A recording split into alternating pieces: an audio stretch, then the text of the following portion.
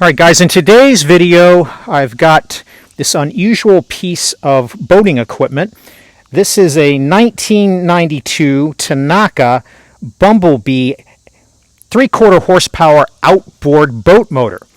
So you can see there's a small displacement engine on top, and then it comes down here to a little, about a 3-inch propeller, maybe a little less on this skeg. And the problem is the owner can't get it to start, and they asked me if I could help them with it. It has been in storage in a garage for like 11 years.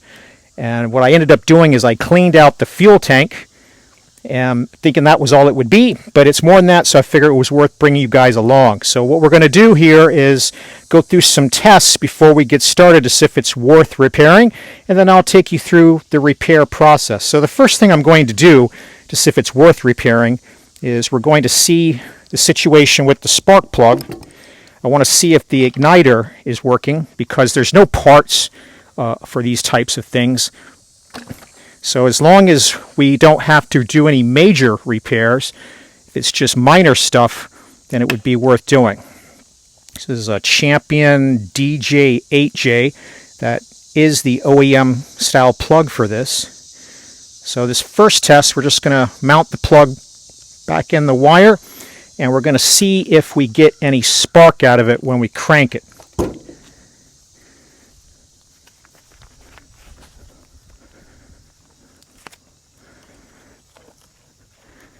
Hopefully this is a good view for you all. I'm just going to hold it like this. Actually, I'm going to go on the other side and hold it so we get it grounded out. Hopefully we can both see whether or not there's a spark on this guy when we give it a pull.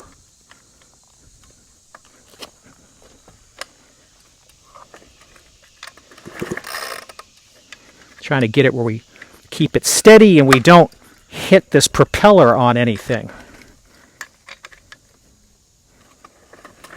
Yeah, you can see right there. Hopefully if we zoom in on that spark plug, we can see that we are getting a spark. Alright, so there is spark, but it needs a new spark plug. So we'll put that over in our list of parts to be replaced. Now let's see if we've got any compression. So we're going to put a compression tester on this cylinder.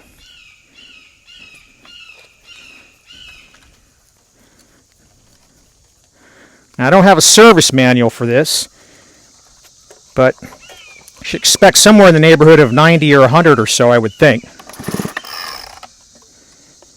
Assuming we've got it on tight enough. And we're not getting anything at all. There we go. I guess, my bad. I was accidentally leaning the release valve on here.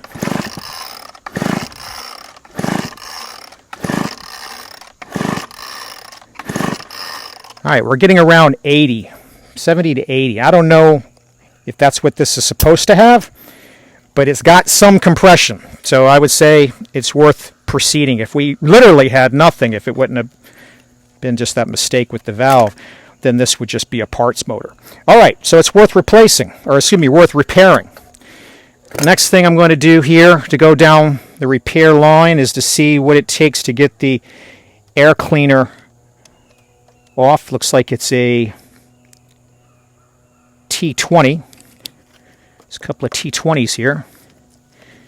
Now I did, when I was taking this out to try and see if I could clean out the fuel problem, thinking that's all it was originally, I did clean around the ridge here. I want to make sure this is in the choke position just in case there's any other debris so it doesn't fall in there. Then there's like a nylon framed fabric filter. So we'll just continue to put these parts over here in our little stack of things that need to be cleaned or replaced. The filter here, you know, it's not disintegrated, so I think this one, and it's not cracked on the nylon frame, so we'd probably just opt to clean that. All right.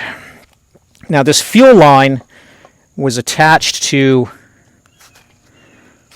this old school kind of weighted fuel filter that sits inside the tank. This is a Walbro brand, and this is a Walbro carburetor on it.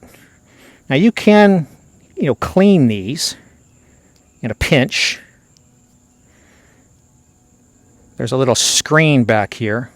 We can see this one's kind of plugged up. And if that was all it was, my plan was just to clean it so if you could get it started, but given the age of it and given that this felt piece is all clogged up and that's harder to clean, we're just going to replace this as well as part of getting this back to life. The fuel line that it was attached to has split at the end, so I cut a piece of it off to try and put that back on, but as soon as I put it back in, it split again, so it's just degraded. It has to be replaced. This is like a 3/16 inside, it's going to be 3/32 inside, 3/16 outside diameter. The little grommet that fits on the fuel tank seems like it's going to be okay. And again, these are parts, you can get the fuel line, but you can't get the grommet necessarily. We're going to take this off the carb here. So that's another part that's going to have to be replaced. All right, the next thing I would want to do with this kind of a problem where it won't start, we've cleaned out the fuel tank, that we're done with, but now whatever was gummed up in there, so what I had on here in the bottom of the tank where it had been sitting 11 years with the old fuel mix, you can see a little bit of it here, it's just like a gritty, grimy kind of gummed up material that was a combination of old ethanol fuel varnish and old oil. This kind of an engine was actually from the leaded gas era, so it should never get regular gasoline that has ethanol in it. It has to have non-ethanol fuel. In fact, it probably prefers leaded fuel, but you can get non-ethanol fuel. So that's part of why I think the carburetor also needs to be removed. Before you go any further with something of this vintage, you have to make sure you can get parts. There's very few parts for this engine. This is a Tanaka engine. It's its own deal. But it turns out since it's a Walbro carburetor, we can get the gasket, so it's okay to go ahead and proceed to remove this. All right, to remove these two fasteners, you either need a 1/4 inch flathead or a T25 Torx bit. We're going to go with the T25.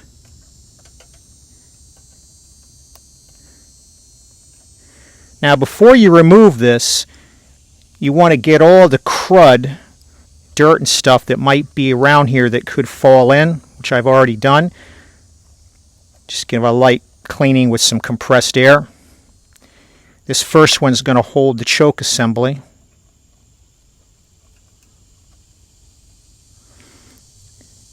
And then this guy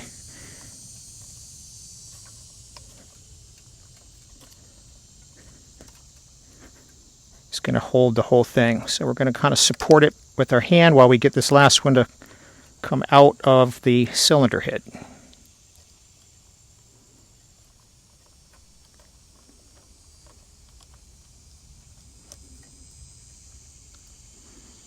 All right. Let's try to separate some of this stuff. We can put this aside for cleaning.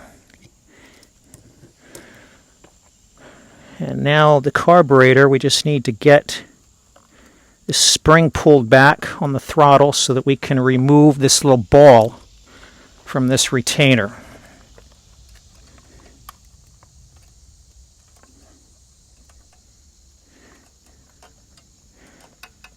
It's kind of wedged in there.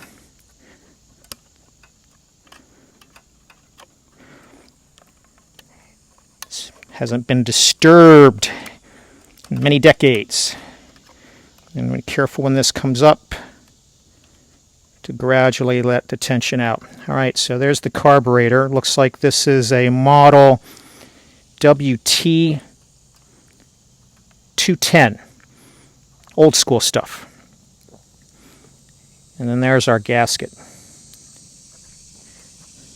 And we're going to have to procure a replacement gasket for this. All right, so with this, we're done with what we want to take off here. The only other thing I'm going to take off is the muffler so that we can look at the exhaust port. That's going to be on the other side. And to get that off, we're first going to have to get this little shield contraption off. So we can see there's a couple of Torx fasteners for that.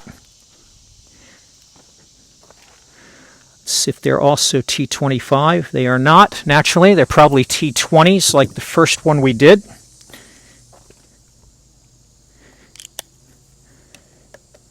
Yep. So these two are T20s.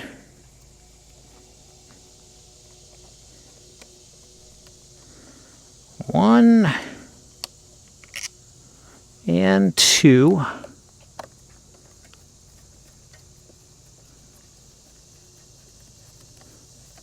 And then I do see one more on the bottom on this side over here.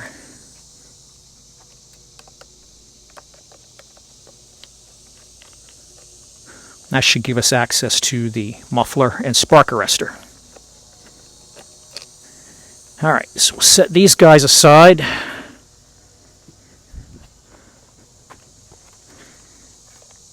don't see anything else. Okay, I see something right there, and I see something down here. Looks like a different kind of fastener. So what kind of fastener do we have here? All right, looks like 9/32. I'm going to try to hold on to it with these plastic jawed pliers. We'll try that first. If that doesn't work, then we'll just use regular ones.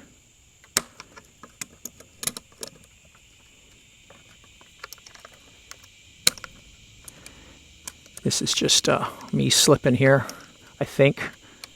Let's see if it's moving or not. Yeah, pliers are doing their job.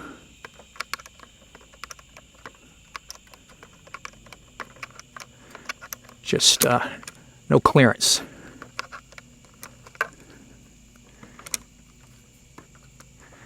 And then we'll do the same thing to the one in the front.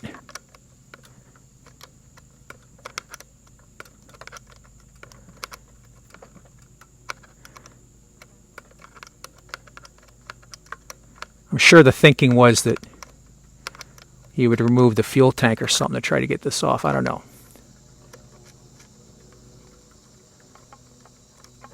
All right, so we got a lock nut. Got to block your view for a moment here.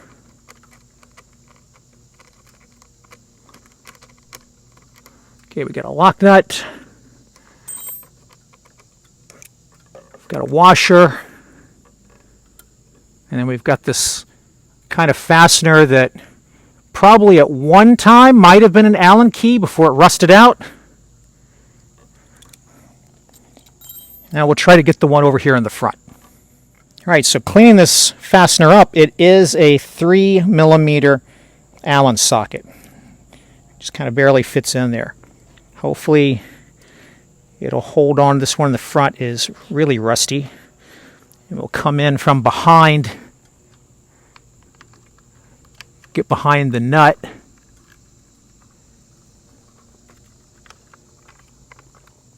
This one we don't have to remove, we just got to loosen it.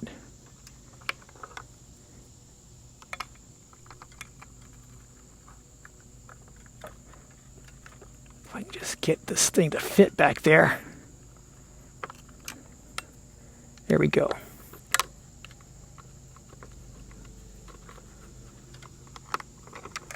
All right, that should get the shield off. All right. And now to remove the muffler.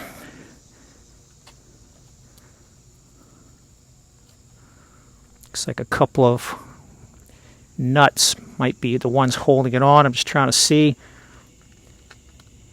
Not sure what this is. Let's take it off and find out. Is this a T25? Nope. Is it a T20? Yes. Or this may be the spark arrestor assembly.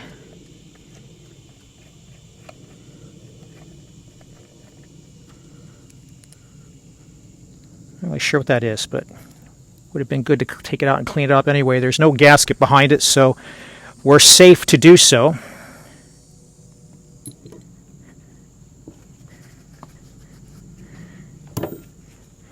Alright, and now I need to figure out what size these nuts are. Some of this crud off of here so that we can determine that. And then we can pull this muffler off, and that's the last thing that we really need to remove. Right, so let me go get a socket or wrench to fit this, and that'll be it. Alright, so it is an 8mm fastener.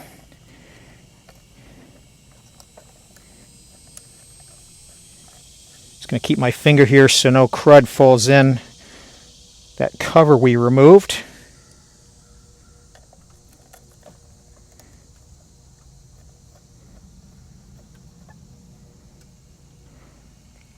With these two guys off, we should be able to pull the muffler.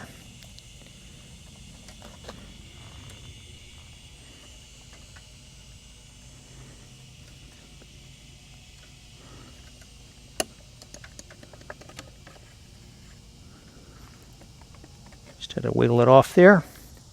It has a metal gasket that's still attached to the cylinder. Alright, at this point we have completed the level of disassembly that I would want to do for this type of repair. Now let's walk over here to our little cart and I'll show you some of the info that we've got to work with on this. Alright, so this particular engine, so when I dug up some stuff online when the owner talked to me about this. So this was sold at Sears. Sears called it a 58611. But actually, let's just show that first. If we walk around to the front of the unit here, we can see that this is a Tanaka model 945606. And we can see that the serial number starts with a prefix of 12. And I'll show you why that's important here in the manual. So if we come back over to the manual, we can see a couple of things that are going to help us with this repair. Let's see. So, first of all, they do tell us how we would go about cleaning this air filter. Warm soapy water, cool clean water, and then blot. So we'll first try to clean this and save having to replace this. The reason the spark plug was probably never replaced is it seems like they're guiding you through a process of cleaning and reusing the spark plug with a wire brush and a compressed air, and then resetting the gap to 0.025 thousandths. And then that's always good to see torque values, 110 inch-pounds of torque to reinstall the spark plug. On the maintenance side, they don't indicate when to replace, just clean, adjust, or replace every 20 hours. Well, we're just a few decades short on that one. If we keep going through the manual, see what we've got interesting here. It does talk about what we just did to remove the muffler shield, and then remove the muffler, and then cleaning the muffler. Remove all the carbon deposits with a wooden scraper. What they mean by that is basically a popsicle stick. Clean the debris out of the exhaust port. We'll do all of this because it's part of the maintenance that this thing is supposed to always get. And then clean everything out of the cooling fins. You might have noticed in the previous clip there's at least one mud dauber nest there. We're going to end up rebuilding this carburetor, and then we'll go through this adjustment procedure later. So I'll come back to that. And that's really all we've got for the manual. I attached some of the service information I was able to find on this 945606 Bumblebee engine from Tanaka. So if your serial number starts with an 11, it's a Zama M8 carburetor, so you can get parts for that. Ours is a 12, and as we saw right on the housing, it's a WT210, and you can get parts for that to rebuild the carburetors. There's some information here on the ignition modules. If we didn't have any spark, there's two types. I think there's even a graphic here for this. One is black and stamped with an S. One is cream and stamped with FL. It turns out these are also used on McCulloch engines, and so that's another source to get the ignition assembly if you need it. But we don't need it in our case. Here's a blow-up of the power head assembly, and we took off this air cleaner filter unit And then we can see here's the carburetor. And then there's a spacer, an insulator, and a gasket between the carburetor and the cylinder head. Here we can see there's that arrestor cover. And I can tell right now there was supposed to be a spark arrestor here because that's part 20 and it was missing. So that was the arrestor cover, but the arrestor has been removed at some point. Muffler goes here, muffler gasket. These are the studs, again, going into the exhaust port of the cylinder head. So there's our spark plug. None of these hard parts are going to be available. If you're looking for alternate part numbers, some of these engine parts are shared with the Tanaka TBC 200 string trimmer, but they're just as discontinued. The parts for this, from what I could tell, all dried up around 2002. So they've been gone for a long, long time, at least 30 years. And then other parts, pictures I can show you in here. I'll put a link to all these diagrams I have just to kind of help you with assembly. Here's the housing. Here's the handle piece with the kill switch and throttle. And here's the lower unit with the propeller, the skeg, and the mount. So we're going to go chase these replacement parts. I do have a Walbro WT Series service manual, so that's going to help us with disassembling the carburetor, and that's going to help us with understanding how to clean it and how to adjust and tune it and get it back to where it needs to be. What I was hoping to find was an indication about specific RPMs, but it looks like back in these days they don't give specific RPMs, right? They just tell you get to a specified engine RPM. Well, what is the specified engine RPM? It's neither in the Walbro documentation or in the Tanaka documentation. The only thing we have that we can kind of go with and we might be able to use for getting it adjusted for full throttle is I saw somewhere on here, where did I see it? I saw a specifications page. There it is.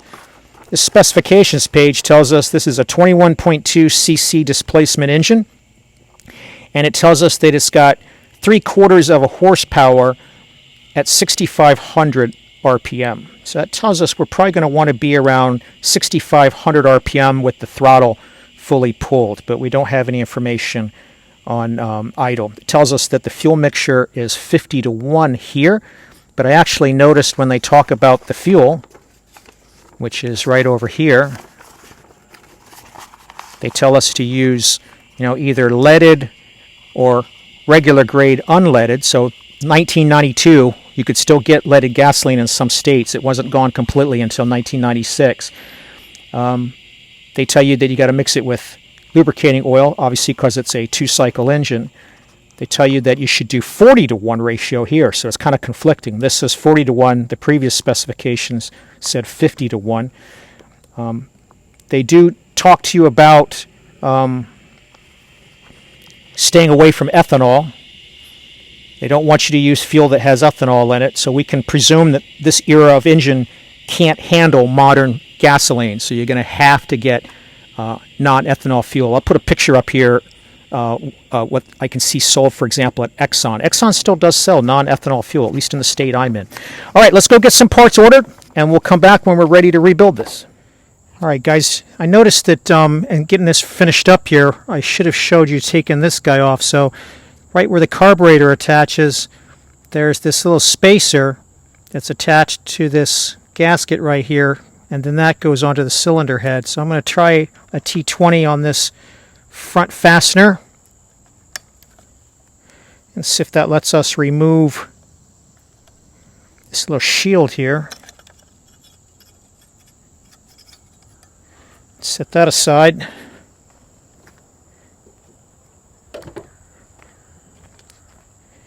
And see if that lets us get this guy off of here. It does. So that's the actual intake port. A little bit more dirt and stuff we can clean up. And then this is just a gasket that is stuck to this spacer, specific to this Walbro type carburetor. This big gasket here will be different if you've got the Zama M8. And like all these things, I'll put part numbers down in the description for all this stuff. I was trying to get this off without damaging it too much, so I have a template to see what we're looking for. All right, now we can go grab some parts. All right, guys, we did clean up all the mud dauber nests and a lot of the debris that was around here. I mean, we're not trying to make this thing clean enough to eat off of, just get it to a point where we feel like it's ready to try starting it. We did clear out the ports on both the intake and exhaust as well to try and clean up there. So let's go ahead and get going. All right, so for the first thing we'll do, we're going to go ahead and reassemble the carburetor unit. So we've got our rebuilt carburetor. If you're interested in how that went, I'll put a link up here in the upper right for rebuilding this little guy. And then we cleaned up the choke assembly in the bottom half of the air cleaner. So there's no gasket on this side. Right, so that's going to go like you see right there.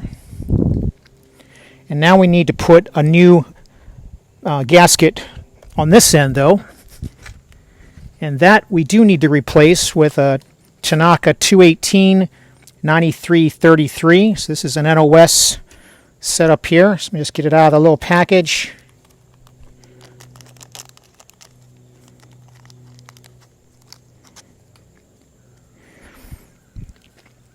And this guy we want to set up with the little tab facing towards where the air intake is, or excuse me, the fuel intake is. So we'll make sure those little holes line up. Now the next thing that goes on after that will be this spacer. Now the spacer, this side with this oblong cutout, is what matches the power head. So that's going to go there. And so this piece here is going to go towards the carburetor, this round piece. Right, so that'll get us like that. And then there's one more gasket. This is a 223986. Now this gasket and the other gasket I showed you are only for these units that have a Walbro carburetor. I'll put down a video description the part numbers if you've got a Zama M8 like we saw earlier in the video. There are different carburetors that Tanaka used on this model. Right, so there's this guy. And we can see this guy is going to go like that to line up all these holes. All right, so we're going to put him like this to not cover up that hole right there. And then we're going to need our Torx driver. And we're going to try to get this whole enchilada lined up on these holes.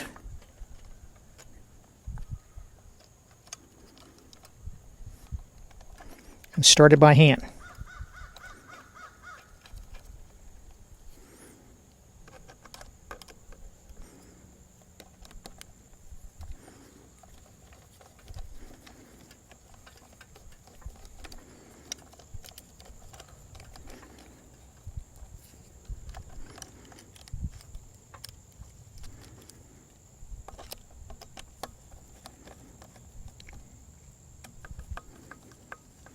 We blew out the threads before starting this. Right, before I tighten this down, something else I want to show you. This screw has just a lock washer on it. This one has a lock washer, a flat black washer, and then a small silver washer. Those are all important for the operation of the choke. Now there's no torque value listed on any of this stuff, so we're just going to go snug. You don't have to go crazy with it. Once it starts feeling tight, good and tight, it's likely good enough. I try just to use like a couple of fingers so you don't put a lot of force on it.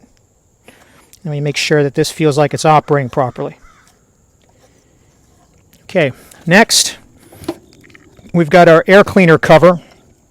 We cleaned our air cleaner rather than replacing it, following the information in the owner's manual. Hopefully that'll be sufficient. If you want to replace it, I'll give you the part number and put it down in the video description.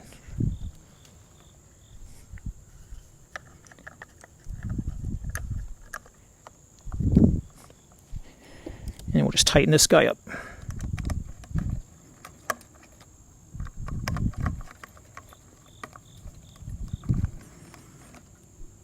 And again, just snug.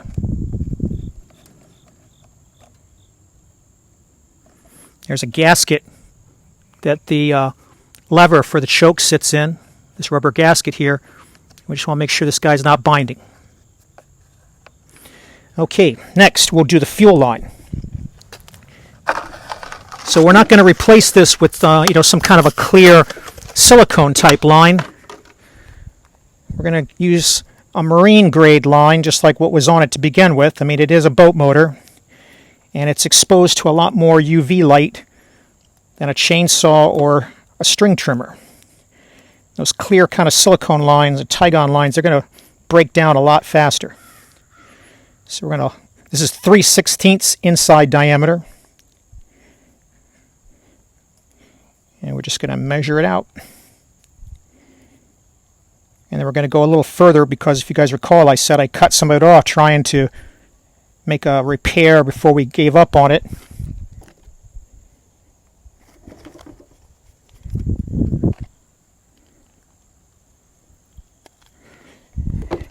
And then we're also going to replace the fuel filter. That's a Tanaka 675063-5V-901. It's a really long number, but the Walbro number is 1255271. And this is fortunately a Walbro part, just like the original one. Right, so this is the identical replacement Walbro filter.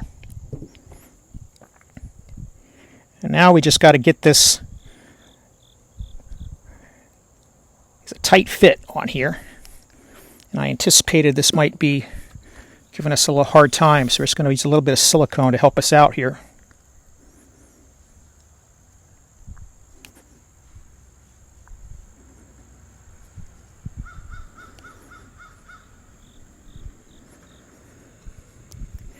And this black kind of hose is just like really, really stiff.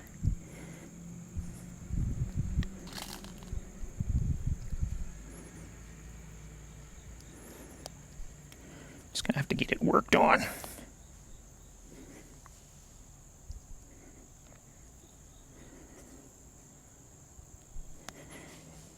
don't know if I can do it just standing up here. I might have to get it down on the bench.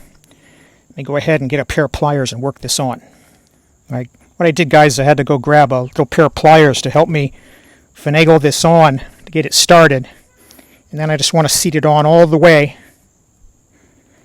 That's going to make for a really nice fit. All right. And then we've got this grommet that goes in there. Now, I elected not to replace this.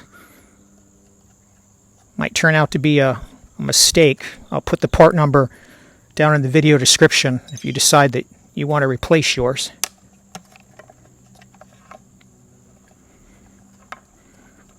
And it's similar to what we did with this hose. I'm going to put a little bit of silicone on here to help me get this guy resituated back into the tank.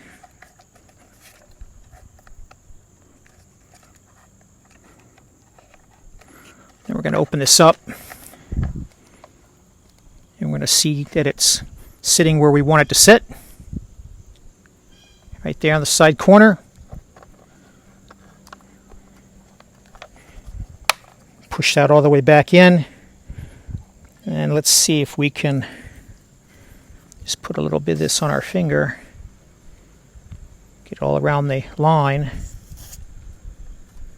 without getting it inside the carburetor. And we'll get this guy to fit on the carburetor inlet. This is also probably going to be a super tight fit.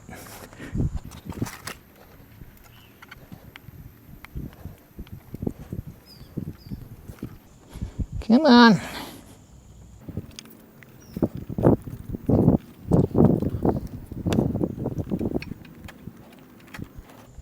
Just got to get it where nothing's getting caught on the inside diameter.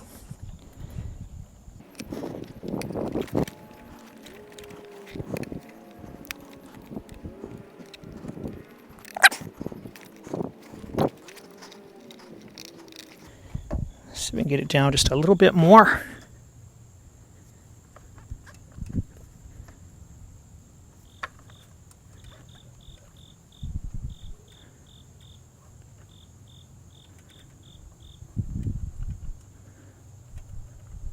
Okay, good. Now let's go ahead and reconnect this throttle piece to the carburetor. So we got to get it to fit in that little hole right there.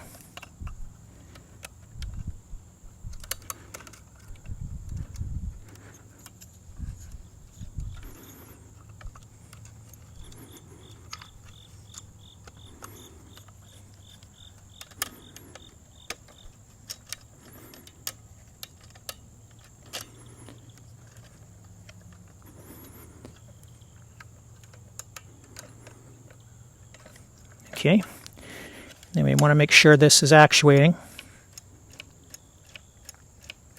Okay, next up, to go ahead and let it start soaking up in there, we're going to go ahead and add some fuel. Now we saw in the manual that it said 40 to 1 or 50 to 1. I'm just going to use a premix that's good for both. That way we don't have to worry which part of the manual is, got a misprint. Now some engines don't like these premix fuels. I've had some where they won't even start with this stuff. I've had some that they're happy with it, they don't care. We'll have to see how this particular Tanaka engine feels about it. But we're just going to cover up the fuel filter. It's kind of a purplish blue color. This will let the new fuel filter start soaking in the fuel, make it easier when we get ready to try and start it later. All right, now that we've got all this in here, we can go ahead and reinstall this shield that we took off.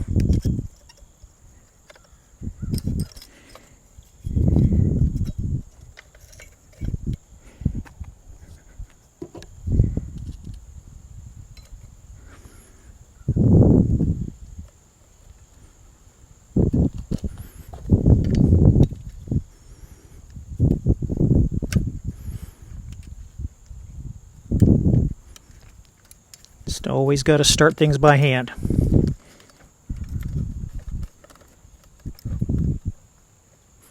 Okay, and then we'll come over here on the other side and we'll put a 215/515 exhaust manifold gasket on here.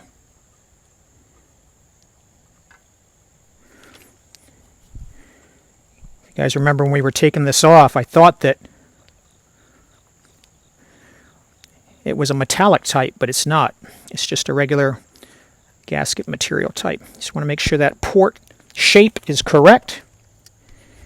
And then we took the old gasket off here. We cleaned up this muffler. We'll put these two 8mm back on.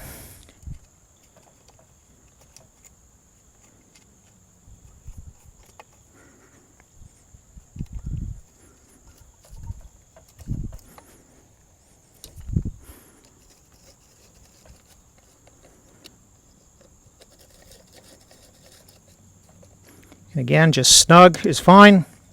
No torque value given. All right, now we got this guy over here. One of the things we noticed was that the spark arrestor is missing.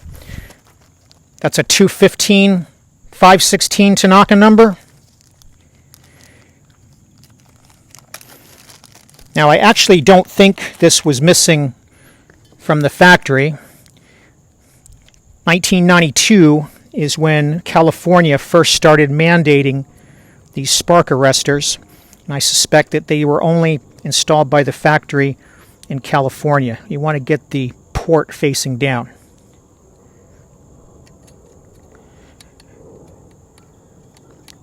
But it's a good thing to have, especially on a boat. It's a fire prevention item, so we've gone ahead and replaced it. Just trying to get the threads lined up on here.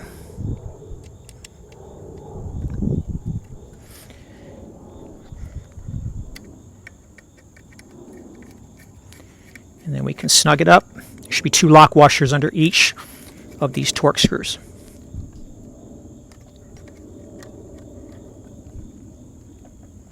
Okay, so at this point, we've got fuel, we've got the muffler reinstalled, new gaskets, rebuilt carburetor, new fuel line, cleaned air cleaner, new gaskets on all of that. The next thing we've got is the spark plug. So that's a Tanaka 62345, but it really works out to just a Champion DJ8J. That is the original spark plug. Now, one like this, we're going to have to set the gap on.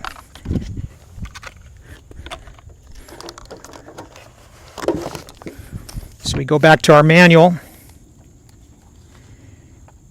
And I remember it mentioned something about this. 0.025 thousandths. And then 110 inch-pounds of torque to install it. The only thing they actually provided a torque value on. Alright, so before we do that, before I forget, we'll go ahead and put this cover piece back on since we are in a position to do that too.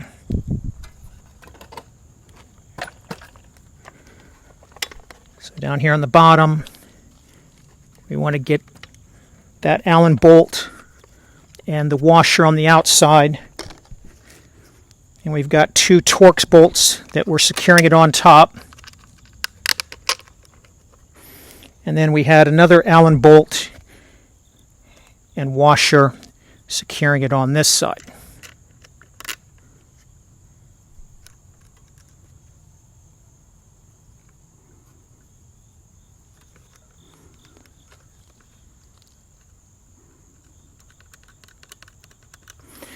All right, and then we needed a 3mm Allen wrench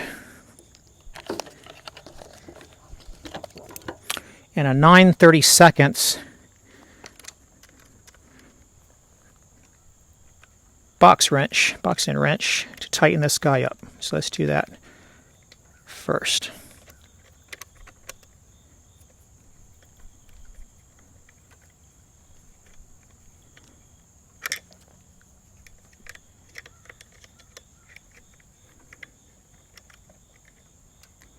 Okay, and then we'll do these two Torx screws on top. And these are, I guess I forgot to mention, all of these are T20s that we've done so far.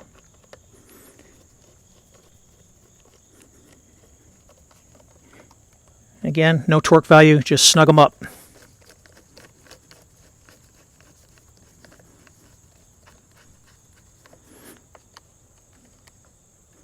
All right, and then the last one is this one in the front. For this, we have to kind of come in from the back, get on the nut,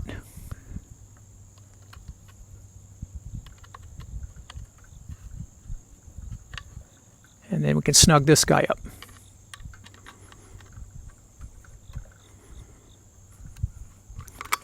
All right, and then while you're out here, the skeg is held on by two 3mm set screws.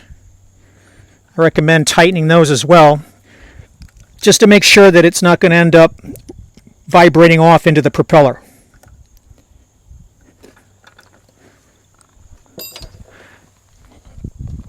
Now we can go return our attention to the spark plug. All right, 25 feeler gauge. 25 thousandths.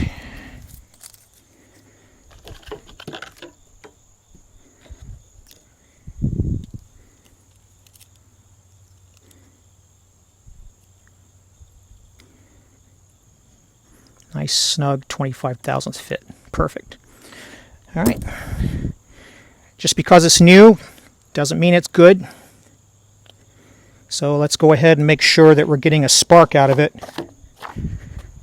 before we go any further.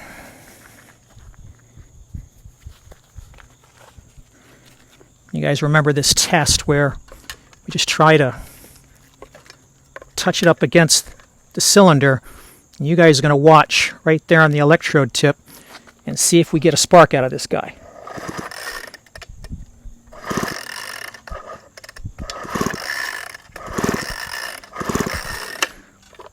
So it's there. It's weak, but it's there.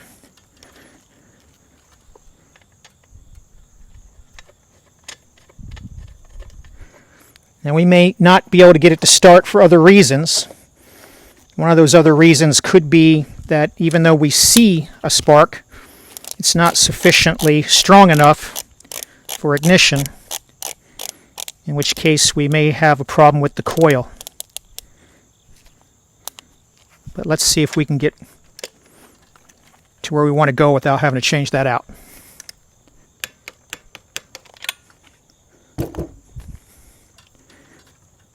All right.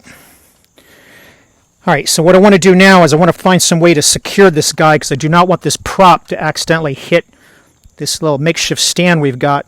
So let me get something to secure this and we'll give it a fire. All right, we're just going to secure it with this little bungee cord. That should be safe enough for what we're trying to do. Next thing we're going to go do is we've got to get these two high and low screws into the right starting position. So they're all the way closed at the moment, so we're going to open them up one turn.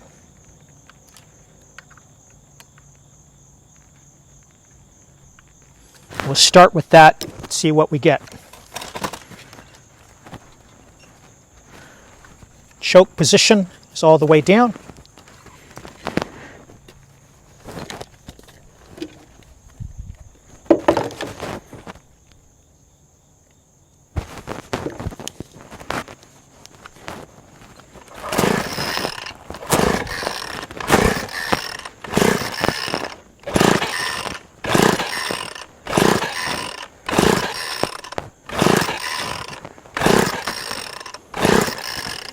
I haven't heard anything yet.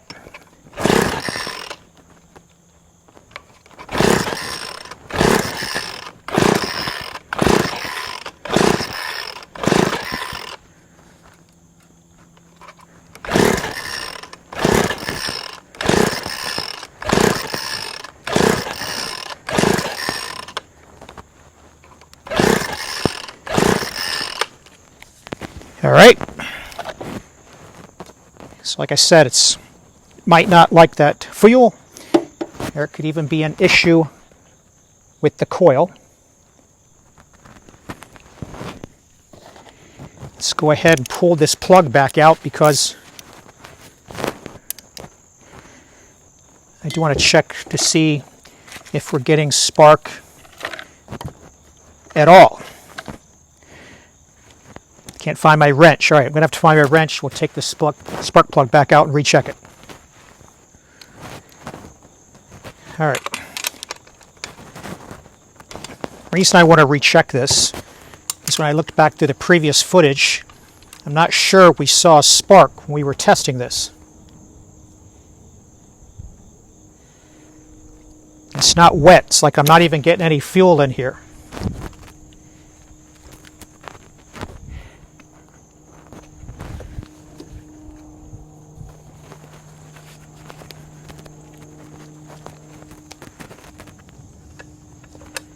Sure, we saw a spark with the old spark plug.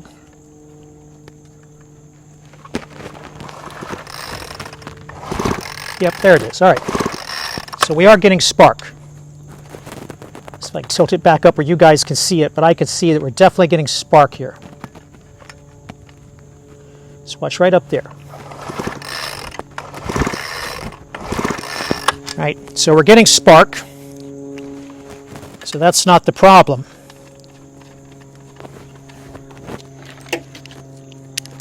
At least I don't think it's the problem.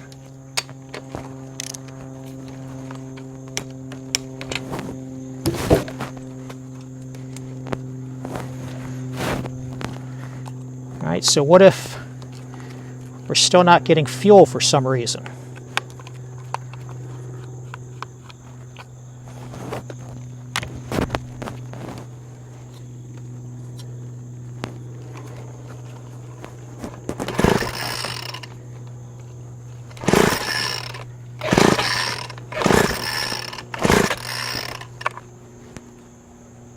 Just going to open this guy up just to see if it makes any difference.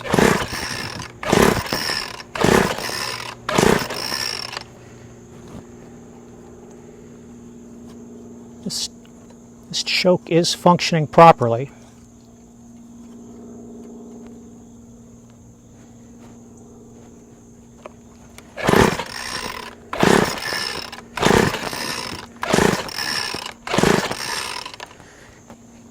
All right. I'm just going to fiddle with our needle just a little bit. 1/4 turn more.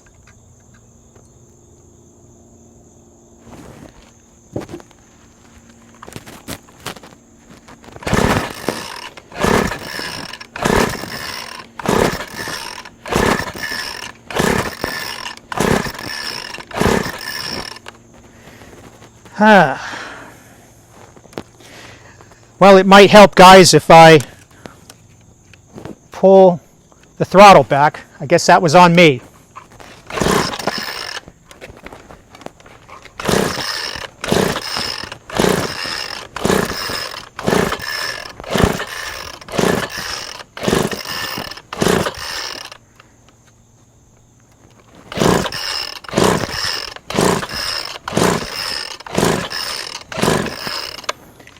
Nope.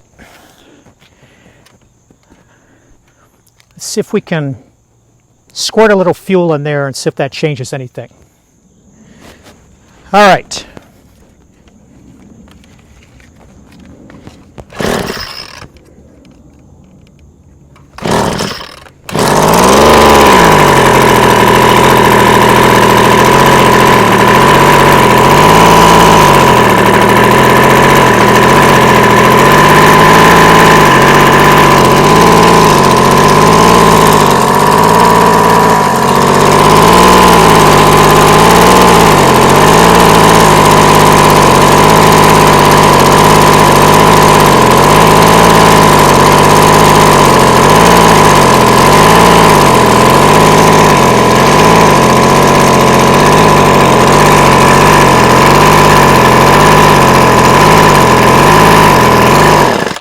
All right, guys, so we squirted a little bit of fuel in there. We got it to kick off. I put the breather back on. She's running, but she's not running good.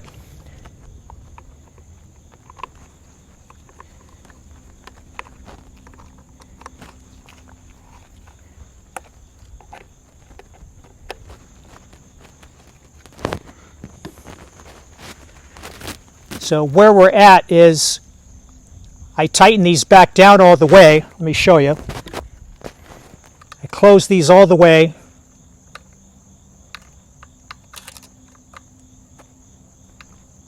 And open them 1 1/4 turn.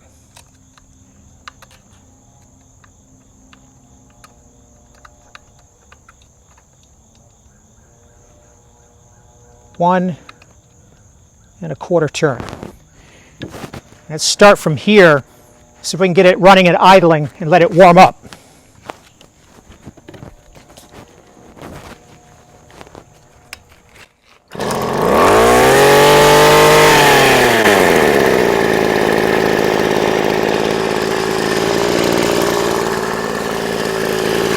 I'm going to let this guy idle for about 5 minutes before we try to adjust these needle valves and these metering needles anymore. It's currently, come back at 3:45. All right, guys, we got a tack on it. Coming back right at 4:45 here, so she's had plenty of time to warm up.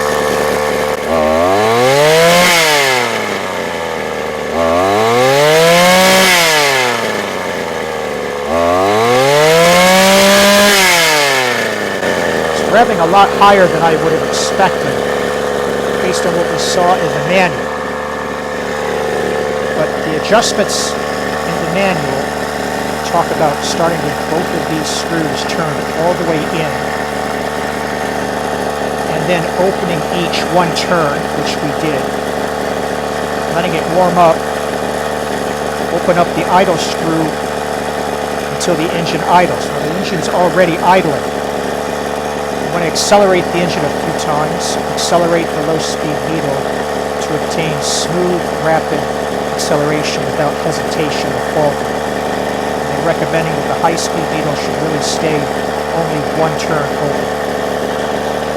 And also acknowledge down here that do not adjust by sound. So don't do this like a chainsaw, don't do this like a string trimmer. You've got to adjust this under load, so you really can't get this finely dialed in until it's on the water. I think we can tweak this piece up here. So we're going to come in here, open this guy up another quarter turn. The low speed is on the left. Just a little bit. Got to give it time to take effect.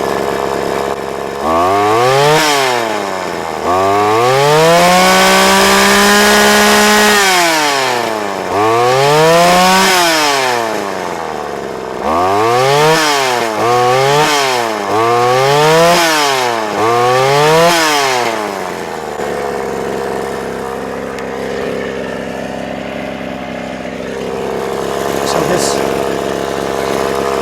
definitely is responsive, but I'm going to dial the high end just a little bit. Just a little bit.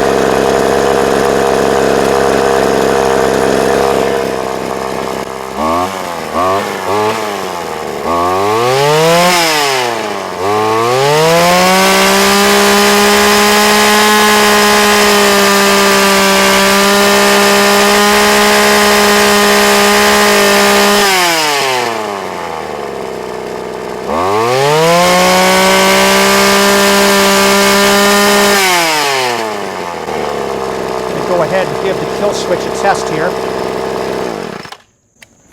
All right, so at this point, I think we can be satisfied that we've got this where we can give it back to the owner and tell them that the final tuning they need to do is on the boat, get it into the water so it has a load that it's trying to push, because right now the prop, is just turning in air. There's no resistance at all. This is not something I think that putting it in a bucket of water will help with. I think we actually have to get it in, mounted on a boat and in the lake or in the river in order to actually do the final piece of tuning. But this is all we were supposed to do in this video, guys, so I hope you enjoyed it. We got this back into running condition. I'll put a picture up here in the upper right area I found of this in a Sears catalog from 1992. Actually looks like it was only sold in 1991 and 1992 and only at Sears. I looked at all the catalogs online. I could only see it in those 2 years. It looks like that it kind of got discontinued because it couldn't meet the new emissions that were coming out after 1992. So it's an interesting little boat motor, interesting little Tanaka offering. I hope you found it interesting, and if you got one of these, I hope this helps you with how you might track down some oddball parts. I'll put those down in the video description. If you got questions or comments, I'll try to help. Just leave a comment down below. And as always, thanks for watching.